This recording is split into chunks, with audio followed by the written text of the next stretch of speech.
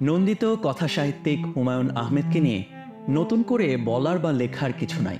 1948 সালে জন্মগ্রহণ করা কিংবদন্তি ঔপন্যাসিক হুমায়ুন আহমেদ বাংলাদেশের সবচেয়ে জনপ্রিয় লেখক। বাংলাদেশে স্বাধীনতা পরবর্তী শ্রেষ্ঠ জনপ্রিয় লেখক হিসেবে তাকেই বিবেচনা করা হয়। তিনি একাধারে ঔপন্যাসিক, ছোট গল্পকার, নাট্যকার এবং গীতিকার। বলা হয় বাংলা কল্পবিজ্ঞান সাহিত্যের তিনি পথিকৃৎ। নাটক এবং চলচ্চিত্র পরিচালক হিসেবেও তিনি সমাদৃত। 2011 সাল পর্যন্ত তার প্রকাশিত গ্রন্থের সংখ্যা 2 শতাধিক। বাংলা কথা সাহিত্যে তিনি সংলাপ প্রধান নতুন শৈলীর জনক। অতুলনীয় জনপ্রিয়তা সত্ত্বেও তিনি অন্তরাল জীবনযাপন করে গেছেন এবং লেখালেখি ও চিত্র নির্মাণের কাজে নিজেকে ব্যস্ত রেখেছেন বরাবরই। তার বেশ কিছু গ্রন্থ পৃথিবীর নানা ভাষায় অনুদিত হয়েছে। বেশ কিছু গ্রন্থ স্কুল, কলেজ, বিশ্ববিদ্যালয়ের পাঠ্যসূচির অন্তর্ভুক্ত। হুমায়ুন আহমেদ হাতে কলম তুলে না নিলে হিমু এ শহরের পথে পথে হলুদ পাঞ্জাবি পরে হাঁটত না। নীল শাড়ি পরে রূপারা অমন অদ্ভুত সুন্দর করে কথা বলতে পারত না। মেসির আলীর অমীমাংসিত জগতের সাথে আমাদের হয়তো কখনোই পরিচয় ঘটত না। মাজেদা খালা, বড় ফুপা নামক চরিত্রগুলো আমাদের এভাবে মন খুলে হাসাতো না। হুমায়ুন আহমেদ সাদা কাগজে কলম না চালালে বর্ষার কদম ফুল, জ্যোৎস্না বিলাস, রাতে শালবনে চাঁদ দেখা, কিংবা দুপুরের গরমে সংসদ ভবন এলাকায় কৃষ্ণচূড়ার সমাহার আমাদের হয়তো এভাবে নাড়া দিত না। একটা জাতিকে বই পড়ার আনন্দ দিয়েছেন তিনি। কৃতজ্ঞতা বা ধন্যবাদ খুব ছোট শব্দ হয়ে যায় এসব কিছুর কাছে। 1972 সালে তার প্রথম উপন্যাস নন্দিত নরকে প্রকাশের পরপরই তার খ্যাতি ছড়িয়ে পড়ে চারদিকে। 90 দশকের মাঝামাঝি তিনি ঢাকা বিশ্ববিদ্যালয়ের শিক্ষকতা পেশা থেকে স্বেচ্ছায় অবসর গ্রহণ করে লেখালেখিতে পুরোপুরি মনোযোগ দেন।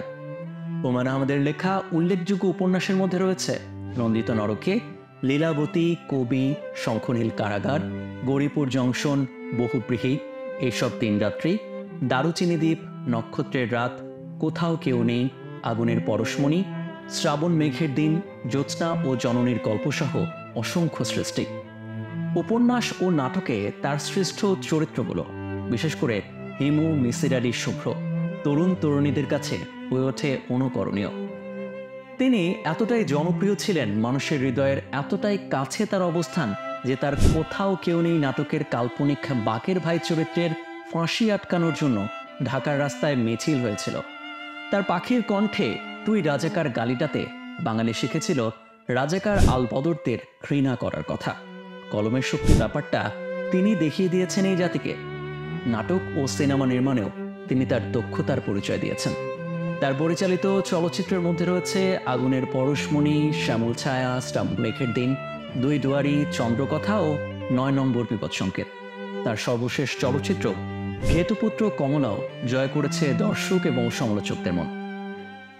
বাংলা সাহিত্যে অসামান্য অবদানের স্বীকৃতিস্বরূপ তিনি 1994 সালে বাংলাদেশের সর্বোচ্চ রাষ্ট্রীয় পদক 21 পদক লাভ করেন।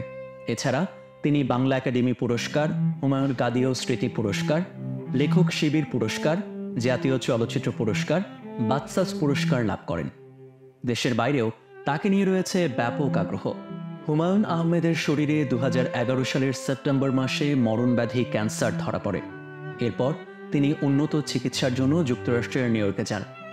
সেখানে 2012 সালের 19 জুলাই বাংলাদেশ সময় রাত 11:30টায় তিনি শেষ নিঃশ্বাস ত্যাগ করেন।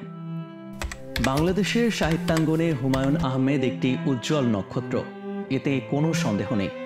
হুমায়ুন আহমেদের মতো পাঠকপ্রিয় লেখক এই বাংলায় ভবিষ্যতে আর আসবে না, কিন্তু তার গল্প, উপন্যাস, নাটক, সিনেমার মধ্য দিয়ে তিনি অমর হয়ে থাকবেন অনন্তকাল, সেটা বলার অপেক্ষা রাখে না।